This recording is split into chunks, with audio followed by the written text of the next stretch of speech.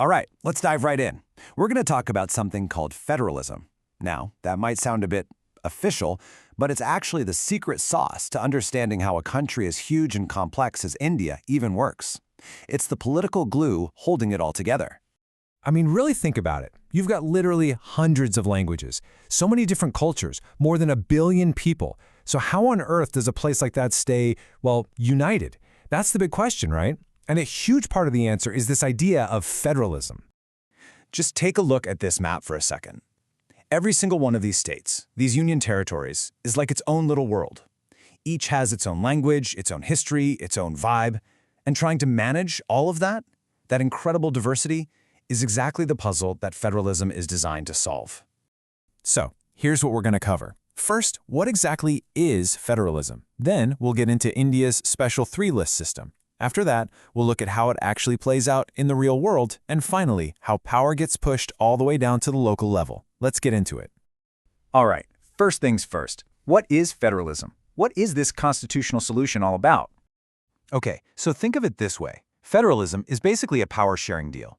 Instead of having one single, all-powerful government calling all the shots from the top, you divide the power. You have the central government, sure, but you also have state governments. It's like they have their own lanes to drive in. They both govern, just over different things. And this is kind of like the rule book for how federalism works. You've got at least 2 levels of government, right? A central one and state ones. And get this, they both govern the same citizens, but they have their own designated jobs, their own jurisdiction. This whole setup isn't just a handshake deal. It's baked right into the Constitution. And here's the kicker. One side can't just wake up and change the rules. If there's a fight, the courts are the referees. And, of course, both levels have their own piggybacks, their own sources of money, so they can actually do their jobs. So what's the whole point of this? Well, federalism is really a high-wire balancing act. It's trying to do 2 things at once that sound like they're opposites. First, keep the whole country together, safe and sound, and second, celebrate and make space for all that regional diversity we talked about. It's all about figuring out how to be one single country, but made up of many, many different identities. Now, it turns out there are a couple of different flavors of federalism. First, you have coming together federations. This is where a bunch of independent states decide to, well, come together to form a bigger country. Think of the USA or Australia. They did it for more security and power. But then you have holding together federations. This is when a really big, diverse country like India decides to divide its power internally to hold itself together. It's a way to manage all the different groups within one nation, and that's exactly the camp India falls into. Okay, so how did India actually write the rule book for this whole power-sharing thing? Well, the architects of the Constitution came up with a really clever blueprint, the three-list system. And here it is, laid out plain and simple. You've got the union list. This is the big picture stuff. Things like national defense, foreign policy, banking. Only the central government can touch these. Then you have the state list. This is for more local matters like policing, trade, and farming. States get to handle that. And then there's this interesting middle ground, the concurrent list. It has things like education, forests, even marriage. Here, both the central and state governments can make laws. Pretty neat, huh? But wait a minute, you might be thinking, what happens if the state makes one law about education and the central government makes a different one? Who wins? Well, the Constitution already thought of that. There's a tiebreaker rule. In a conflict, the law made by the union government wins out. That way, there's no confusion even when they're sharing the playground. Okay, so that's all the theory, the stuff on paper. But how does this federalism thing actually work in the real world? Let's look at how it's been practiced in India over the years. You know, one of the first big tests for federalism in India was the creation of states based on language.